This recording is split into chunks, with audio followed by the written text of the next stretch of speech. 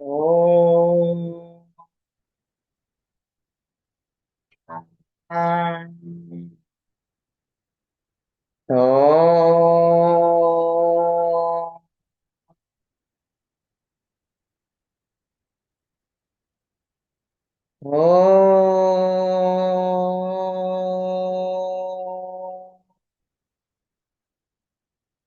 గురు బ్రహ్మా గురుర్విష్ణు గురుర్దేవో మహేశ్వర గురు సాక్షాత్ పరం బ్రహ్మ తస్మై శ్రీ గురవే నమః. నమస్కారం మాస్టర్. నమస్కారం మాస్టరీ. నమస్కారం మాస్టర్ అన్న. నమస్కారం మాస్టర్ విపిఎస్. నమస్కారం మాస్టర్ సివి. నమస్కారం మాస్టర్ సివి. నమస్కారం master CVV to your lotus. Master CVV నమస్కారం టు యువర్ లోటస్. వాసుదేవ్. మనం లాస్ట్ క్లాస్ లో ఎకనైట్ చదువుకుంటున్నాం. Continuation. Genitals. Aconite cures most violent cases of arthritis which come on suddenly. అంటే ఏ జబ్బు వచ్చినా వీడికి వచ్చేది మెయిన్ గుర్తుపెట్టుకోవాల్సి sudden onset, anxiety, fear of death, fear, ఇవి వైలెంట్ సఫరింగ్, ఇవి మనకి కనపడుతూ ఉంటాయి ప్రామినెంట్. ఇవి ఉండి ఏ జబ్బుకైనా వేస్తేనే తగ్గుతుంది అనమాట. అదే చెప్తున్నారు. ఆర్థరైటిస్ అంటే టెస్టికిల్స్, వృషణాలు ఇన్ఫ్లమేషన్ అనమాట. సడన్ గా వచ్చినటువంటి వాటాన్ని క్యూర్ చేస్తుంది. ఆర్థరైటిస్ ఫ్రమ్ కోల్డ్, ఇదొకటి. డ్రై కోల్డ్ విండ్ కి ఎక్స్పోజ్ అయిన తర్వాత వచ్చినటువంటి కంప్లైంట్స్. ఇంకా బాగా హాట్ వెదర్ కి ఎక్స్పోజ్ అయిన తర్వాత డెవలప్ అయ్యే సడన్ ఆన్సెట్ తో ఉన్నటువంటి వైలెంట్ సిమ్టమ్స్ కి కూడా ఇది పనిచేస్తుందని చెప్పారు. Arthritis from cold from being chilled in plethoric men.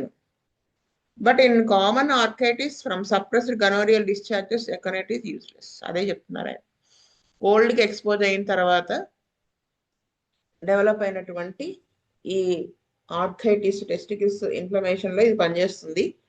మామూలుగా అయితే ఈ టెస్టికల్స్ ఇన్ఫ్లమేషన్ అనేది గనోరియాను సప్రెస్ చేసిన తర్వాత కూడా డెవలప్ అవుతుంది. అటువంటి వాటిలో ఎకనైట్ అనేది ఉపయోగం లేదు అది వేయడం వల్ల అని చెప్తున్నారు.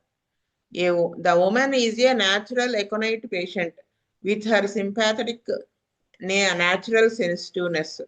ఆడవాళ్ళు ఏంటంటే సెన్సిటివ్నెస్ అనేది న్యాచురల్ గా వాళ్ళకు ఉంటుంది కదా. యూజువల్ గా ఎకనైట్ అనేది ఆడవాళ్ళలో పనిచేస్తుంది. ఏది ఈ సిమ్టమ్స్ ఉంటేనే. She usually takes on complaints from nervous shock, from fear, and she naturally takes on complaints from causes other than those from which men take on sickness.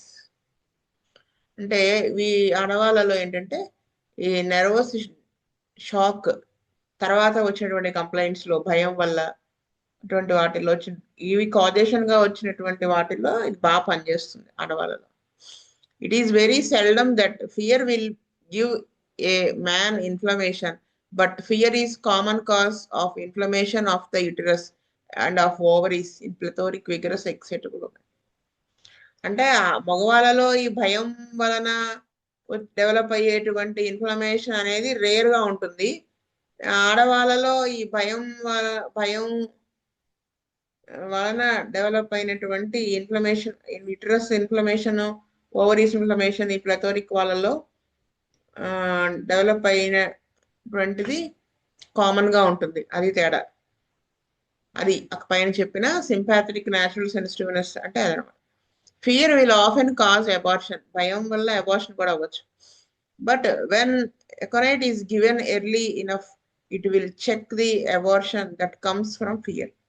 అంటే అబార్షన్ అయ్యేట్టుగా ఉందనుకోండి, ముందుగా కనుక మనం ఈ భయం వలన అబార్షన్ అయ్యేట్టుగా ఉంటే మనం ఎకనైట్ వేస్తే తగ్గిపోతుంది, వెంటనే స్టాప్ అయిపోతుంది. ఎలా అంటే ఒకసారి అంటే నేను చూశాను బుజ్జిగారి దగ్గర. మన మాస్టర్ గారి శిష్యులే ఒక ఆవిడకి ప్రెగ్నెన్సీ వస్తే వాళ్ళ హస్బెండ్ ఫోన్ చేశారనమాట. మేము ఆటోలో రెగ్యులర్ చెకప్కి వెళ్తూ ఉంటే ఆటో ఉల్టా అయిపోయింది అని చెప్పి బుజ్జి గారు కంగారుగా అడిగారు, ఆవిడకి ఎలా ఉందని అడిగారు. ఏం అవ్వలేదు కానీ నడుములో నొప్పులుగా ఉన్నాయని చెప్పింది అన్నారు. 6th month or 7th I think. వెంటనే బుజ్జి గారు ఎకోనైట్ వేయి అన్నారు.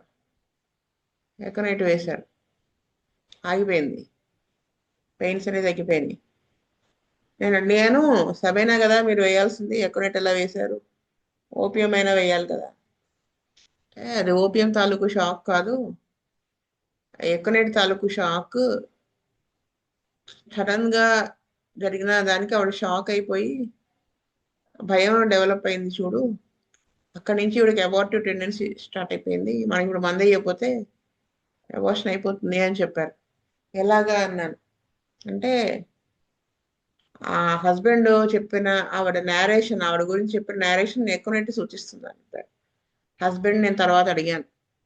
అంటే ఆవిడ మొహం ఎలా ఉందంటే విపరీతమైన యాంగ్జైటీ, ఇంకా బేబీకి ఏమైపోతుందో అనే ఒక భయం ఒకటి, దీనివల్ల ఖచ్చితంగా నాకేదో అయిపోతుందనే భయం ఒకటి, చాలా కొట్టొచ్చినట్టు కనపడిందండి. ఆవిడ మొహం చూస్తే మనకు భయం వేస్తుంది. అదే చెప్పాను బుజ్జి గారికి అని చెప్పాను. అలా ఉంటుందన్నమాట.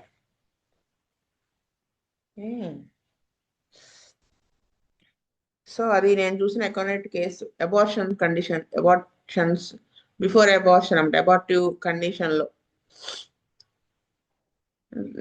It is very seldom that fear will give a man in we will have the stitching, burning, tearing pains of aconite, sometimes following fear or sudden emotion. అంటే ఇంకొక కేసు చెప్తాను. ఒకసారి బుజ్జిగారు పక్కన కూర్చుని ఉన్నప్పుడు సడన్ గా ఒక అతను వచ్చి, ఆ సందు చివర ఎక్కడో ఉంటాడు, దగ్గరలోనే హౌస్, మా నాన్నగారికి చెస్ట్ పెయిన్ స్టార్ట్ అయిపోయింది, హార్ట్ అటాక్ లాగా, ఒళ్ళంతా చెమటలు పోసేసి కళ్ళు తేలేస్తున్నారు. బుజ్జిగారు క్యారెక్టర్స్ 30 డోస్ వేసేసాయి, నాకు వెంటనే ఒక పావుగంటకి కాల్ చేయి అని 200 కూడా ఇచ్చారు. సరే నన్ను కూడా పంపించారు, నేను వెళ్ళాను. క్యారెక్టర్స్ 30 వేశారు. సరే అదొకటే, ఇంకేమైనా డ్రగ్స్ పట్టుకెళ్ళాలంటే అదొకటే అన్నారు బుజ్జిగారు. వెళ్ళాను, తగ్గింది, అతనికి నార్మల్ అయిపోయారు. అయిపోయిన తర్వాత వచ్చిన తర్వాత నేను అడిగాను, బుజ్జిగారు మీరు ఆ క్యారెక్టర్స్ ఒక్కటే ఇచ్చారు, ఒకవేళ ఇంకో డ్రగ్ అయ్యి ఉంటే అది తెచ్చి వేసే టైం ఉండదు కదా, మీరు ఇంకొకటి ఏమైనా కూడా చెప్పి ఉండాల్సింది కదా అన్నాను. అది క్యారెక్టర్సే అయినప్పుడు ఇంకో డ్రగ్ ఎలా ఇస్తాం అన్నారు. పని చేయకపోతే అన్నాను. అంటే బుజ్జిగారు ఒక మాట అన్నారండి, నాకు అప్పటికి ఇప్పటికి అమ్మ ఒళ్ళో పిల్లోడు నిద్రపోయేటప్పుడు వాళ్ళ అమ్మని గట్టిగా పట్టుకోకుండానే పడుకుంటాడు. వాడి నమ్మకానికి అమ్మ ఎలా చూసుకుంటుంది అలాగే చూసుకుంటుంది పడుకోకుండా వాడిని. ఆ నమ్మకం నీకు డ్రగ్ మీద ఉండాలని చెప్పారండి. అంటే ఆ డ్రగ్ పని చేస్తుంది, అమ్మ ఎలా మనల్ని రక్షిస్తుంది అలాగా డ్రగ్ కూడా పనిచేస్తుంది. ఎందుకు పనిచేయదు? అది ఉండాలి, నీకు ఆ కాన్ఫిడెన్స్ రావాలి. మీరు ఇక్కడి నుంచి పేషెంట్ని చూడకుండానే చెప్పారు కదా మందు, భయమే లేదా మీకు? ఏమన్నా తేడా వస్తే పేషెంట్ చనిపోతారు కదా, అది ప్రాణం కదా, ఇర్రివర్సిబుల్ కదా, మనం తీసుకురాలేం కదా. ఫస్ట్ పాయింట్ వేస్తున్నది నేను కాదు, మాస్టర్ గారికి నామర్పణ చేసి వేస్తాను. సెకండ్ పాయింట్, మనం అలాంటి కేసు వచ్చినప్పుడు చదువుకుంటాం, పుస్తకం తీస్తామంటే కుదరదు, ముందే చదువుకుని ఉండాలి. ఈ రెండు నాకు చెప్పారండి. ఎందుకో ఈ కేసు బుజ్జిగారు గుర్తొచ్చారు, ఈవిడ అబోర్షన్ అని చెప్పినప్పుడు. ఎంత కాన్ఫిడెంట్ గా వేసేవాళ్ళంటే గన్ షాట్ ట్రీట్మెంట్ అది. ఇంకా అసలు చెప్తూ ఉంటాను కదా, గురుగారు పెదముత్తే గురుగారు అనేవారు, బుజ్జి ఫోన్ దొరికిందా వాడికి ఆయుష్ ఉన్నట్ట, ఫోన్ దొరకలేదు అంటే వాడికి ఆయుష్ లేనట్లు లెక్క అని చెప్పారు. అంటే ఎంత మాట అది. అది ఆయన బుజ్జి గారు నాతో ఈ మాట, ఈ 2 పాయింట్లు చెప్పినప్పుడు మనం అలా ఉండాలనిపించింది అదనమాట.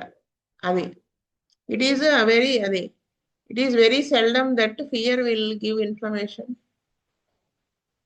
Fear will often cause abortion, but when aconite is given early enough, it will check the abortion that comes from fear. sometimes a pregnant woman will say, doctor, there is no use you are planning for my confinement. I know I am going to die in that confinement. చూసారా, pregnant lady డాక్టర్తో చెప్తుందిట, ఏమని, మీరేదో అనుకుంటున్నారు, ఆ labour pains దాకా నేను వెళ్ళను, అంటే డెలివరీకి అయ్యేటప్పుడు పెయిన్స్ వస్తాయి కదా, అక్కడ దాకా మీరు ఏదో ప్లాన్ చేసుకుంటున్నారు, నేను ఈ లోపే చనిపోతానని చెప్తుంది. లేదా ఆ డెలివరీ చేసేటప్పుడు ఆ నొప్పులు పడేటప్పుడు చనిపోతానని చెప్తుంది. అంత షూర్గా అంటే షూర్గా నమ్ముతుంది అది ఆవిడ. If there is any one thing that is a really strong symptom to prescribe on it, is that a dose of aconite and then change the subject, she goes away, and in a few days you ask her about that fear and she says, oh, never mind that. అయితే ఇది strong ఇది ఒక్క there is any one thing that is really strong symptom to prescribe on it, is that ఒక dose aconite prescribe చేయడానికి ఒక్క strong point ఉన్నా చాలన్నమాట. She goes away in a few days and you ask her about. వేసిన తర్వాత మీరు వెళ్ళి అడిగితే ఏం పర్వాలేదు, నాకేం అవ్వదన్నట్టుగా మాట్లాడుతుంది. Many little things like that can be singled out. ఇటువంటివి చాలా మనము చూసుకోవాలి. But that state of fear is a very peculiar thing and really represents the whole nature and being of the woman. She predicts the day and day of her death. The reason that aconite is so often infant's remedy is because the infant is so often made sick from fright. ఆవిడ చనిపోయే time, date, hour చెప్తుంది. Aconite baby కూడా పుట్టగా infants remedy అంటారు. ఎందుకు అంటే వాడు పుట్టిన తర్వాత వాడు వెంటనే సిక్ అయ్యడానికి, అంటే ఆ భయం కారణం, షాక్. అంటే ఒక ప్రపంచంలో నుంచి వాడు వేరే ప్రపంచంలోకి వచ్చిన షాక్ మనకి ఎలా తెలుస్తుందండి అంటే, తెలుస్తుందండి మనకి వాడి యందు ప్రేమ ఉండడమును, ఇంకో దిక్కు లేదు, ఈకే గారికి దండం పెడతాం, ఆయన మనకు తెలియజేస్తారు. ఇది అల్టిమేట్.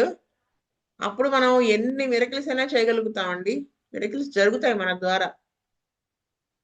అంటే ఆ టైంకి మనకు అది తెలియజేస్తారు. నేను ఒక చిన్న పాప చెప్తాను.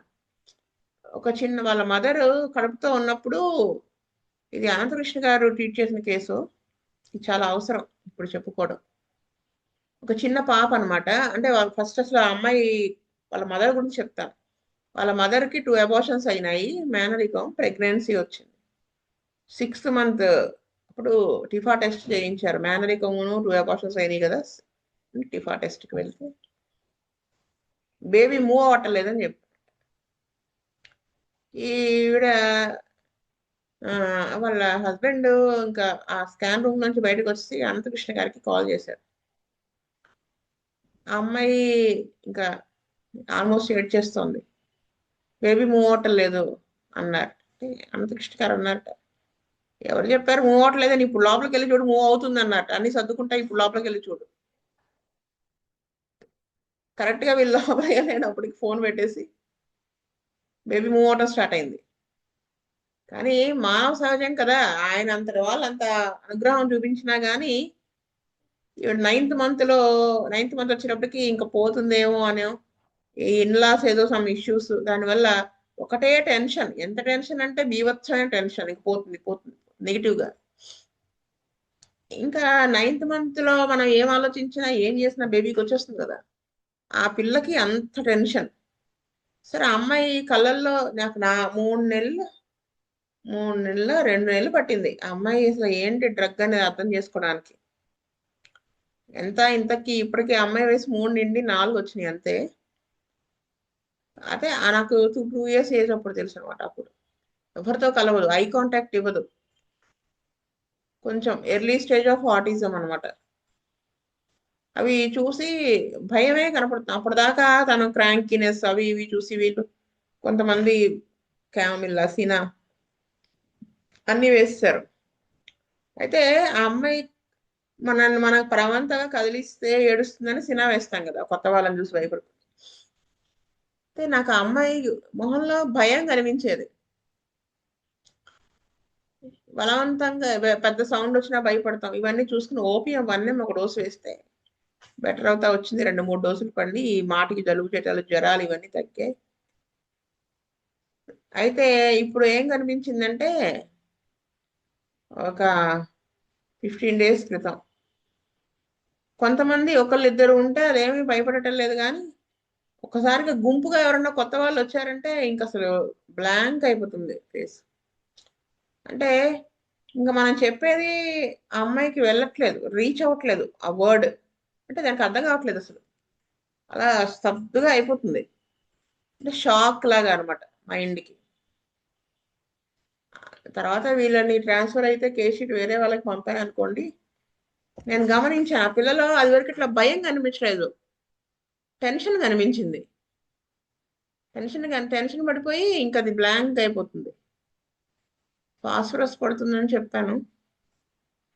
అంటే మనకి అవి అంటే ఇది ఎందుకు చెప్తున్నానంటే ఇన్ఫాంట్ ఇన్ఫాంట్కి వచ్చే షాక్ ఫీల్ అయ్యాడు అనేది ఎలా చెప్తున్నారు ఈ కంటి గారు అంటే అది అవతల వాడి మీద ఉన్నటువంటి అవ్యాజమైన ప్రేమ వల్ల తెలుస్తుంది.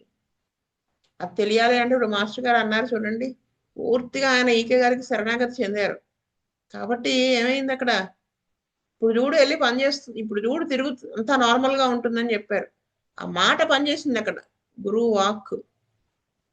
అది ఈ రెండు మనకు అవసరమే.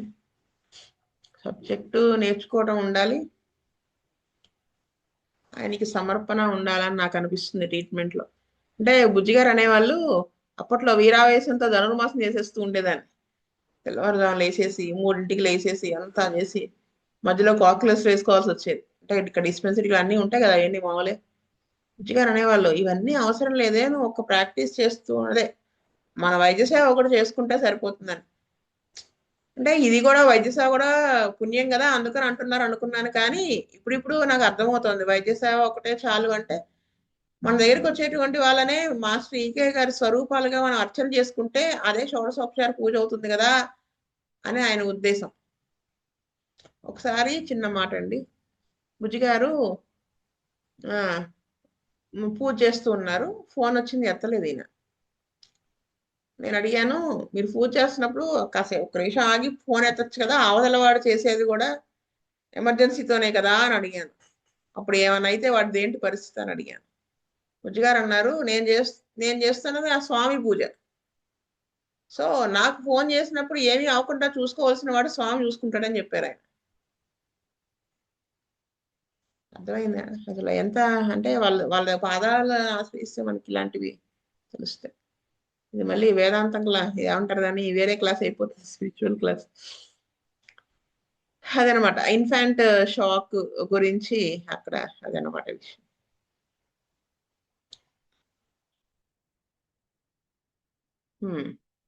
Inflammation of the genitals in plethoric women. Aconite is more frequently indicated in women and children than in men. అంటే ఎకనైట్ యూజువల్ గా ఆడవాళ్ళకి పిల్లల్లో ఎక్కువ ఇండికేట్ అవుతుంది తరచు, మగవాళ్ళ కంటే. మగవాళ్ళు ఇండికేట్ అవ్వదని కాదు, కొంచెం తక్కువగా. Sensitive vigorous excitable women. It is indicated in men in inflammatory conditions from being chilled in a dry cold air, and it is wonderful how you can convince patient who needs aconite what wonderful things there are in homeopathy by showing him how rapidly with aconite you can put him in a sweat and break up a sharp fever when that is recent and single attack. అంటే వాళ్ళలో కూడా వస్తుంది. ఎటువంటి situation లో వాళ్ళకి indicate అవుతుందంటే inflammatory conditions. Inflammation వచ్చిన చోట దేనివల్ల ఇన్ఫ్లమేషన్ రావడం, డ్రై కోల్డ్ ఎయిర్కి ఎక్స్పోజ్ అయిన తర్వాత వచ్చినటువంటి ఇన్ఫ్లమేటరీ కండిషన్స్ లో సిమ్టమ్స్ ఉన్నప్పుడు మనం వేస్తే మన హోమియోపతి ఎంత గొప్పది అనేది వాడికి ప్రూవ్ చేయగలుగుతాం. అంటే ఎంత ఫాస్ట్గా తగ్గుతుంది అనేది.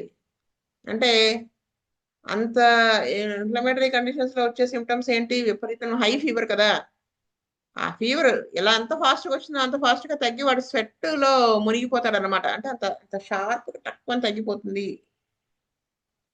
అది కనుక ఫాస్ట్గా రీసెంట్గా వచ్చినటువంటి సింగిల్ అటాక్ అయితే అది అని చెప్తున్నారు. After tedious and difficult పార్చురేషన్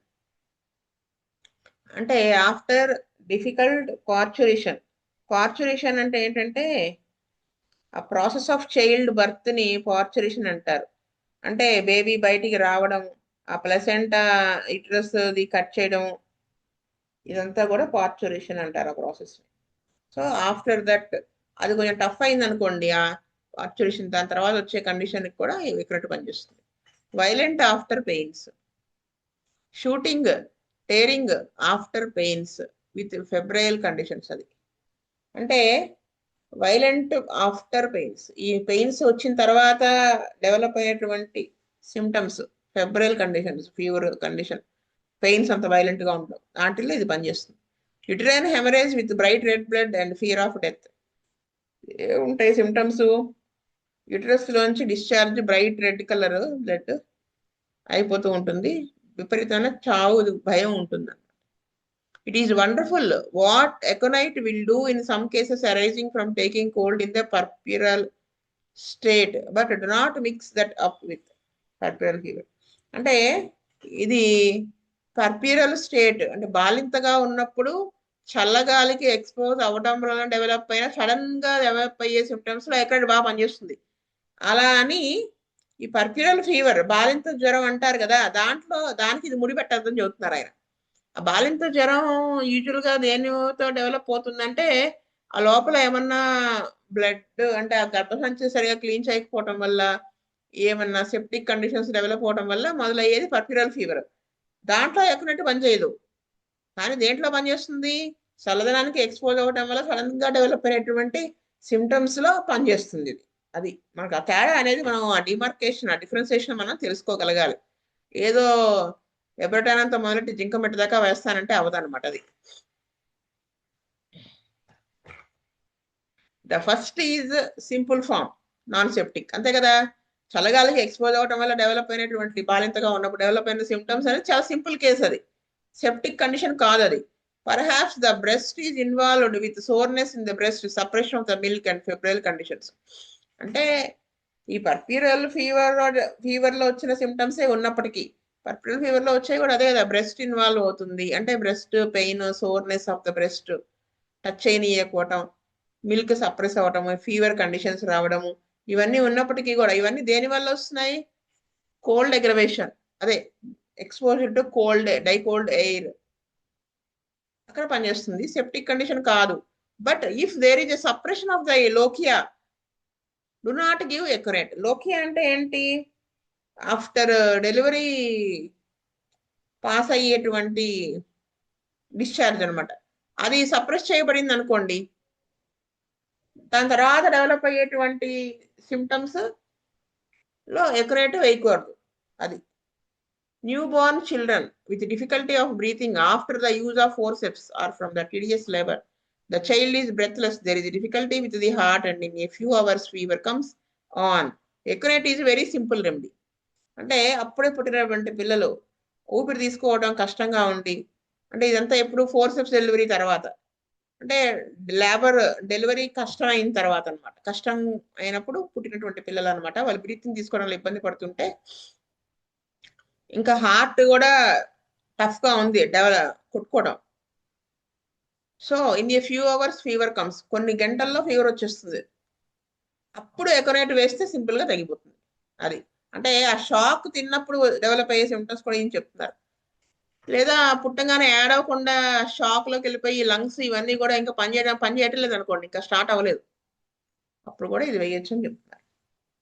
The retention of the urine in the infant so commonly an aconite condition that you will hardly ever need to use any other medicine. చూసారా, పుట్టినాక ఆ యూరిన్ రిటెన్షన్ వచ్చింది అనుకోండి, అవ్వలేదు, అప్పుడు ఇది తప్ప ఇంకేం వేసినా పనిచేయదు.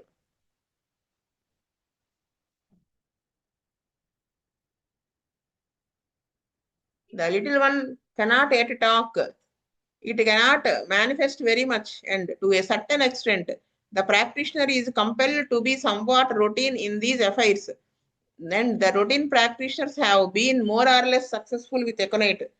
for the retention of the urine. Again, it is true that in many cases of retention of urine in the mother, it will disappear after a dose of causticum. చూసారా, మదర్ లో గనక డెలివరీ తర్వాత retention of the urine వస్తే కాస్టికం చాలా బాగా పనిచేస్తుంది చాలా cases లో. కానీ చంటి పిల్లల్లో గనక యూరిన్ రిటెన్షన్ వచ్చినప్పుడు మనకి ఎకనేట్ బాగా పనిచేస్తుంది, ఎకనేట్ అద్భుతంగా పనిచేస్తుంది, అది అని చెప్తున్నారు.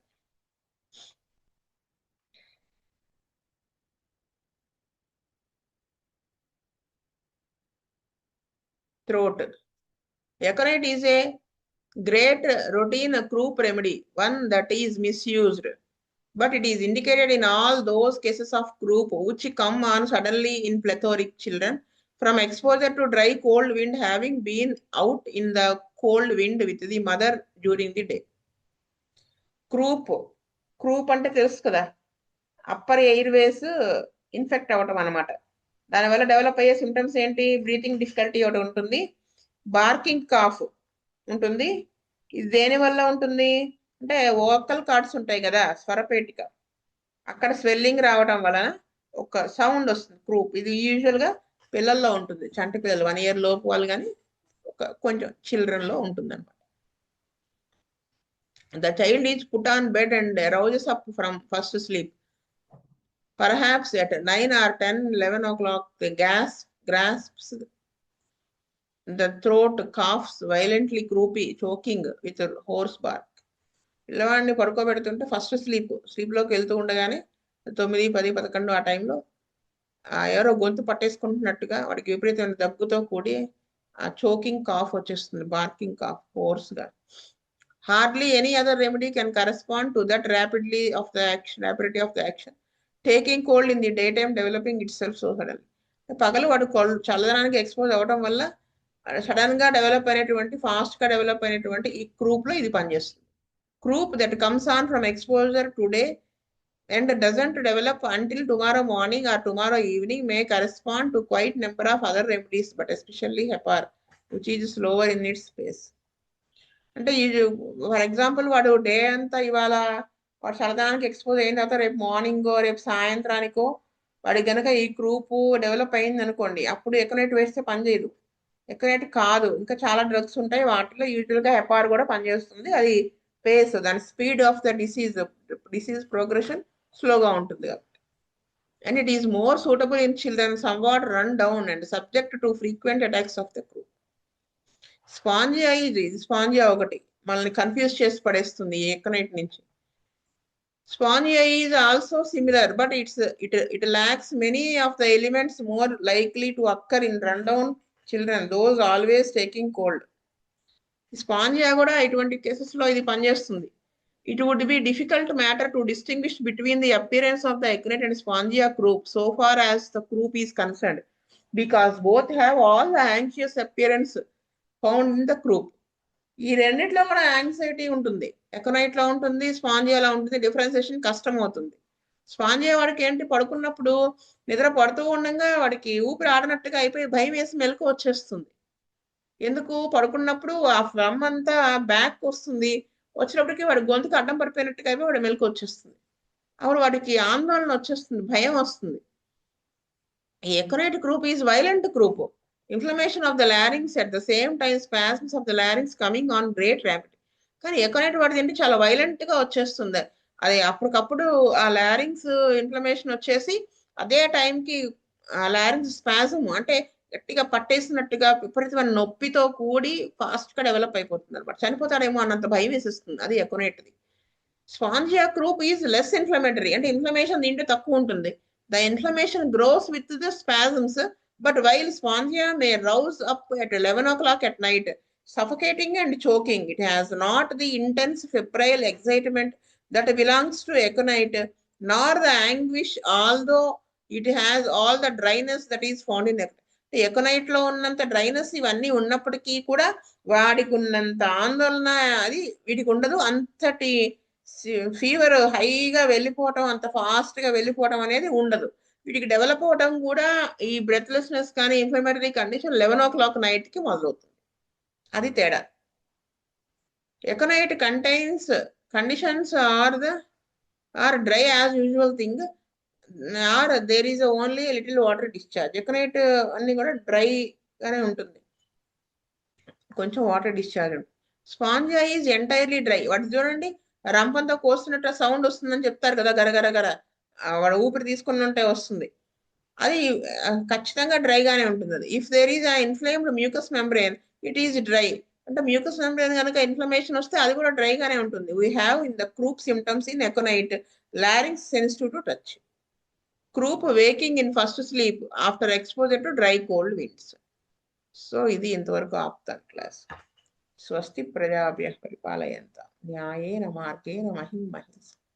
గోబ్రాహ్మణేభ్యః సోమస్తు నిత్యం. లోకా సమస్తా సుఖినో భవంతు. లోకా సమస్తా సుఖినో భవంతు. లోకా సమస్తా సుఖినో. ఓం శాంతి శాంతి. వాసుదేవ వాసుదేవ వాసుదేవ.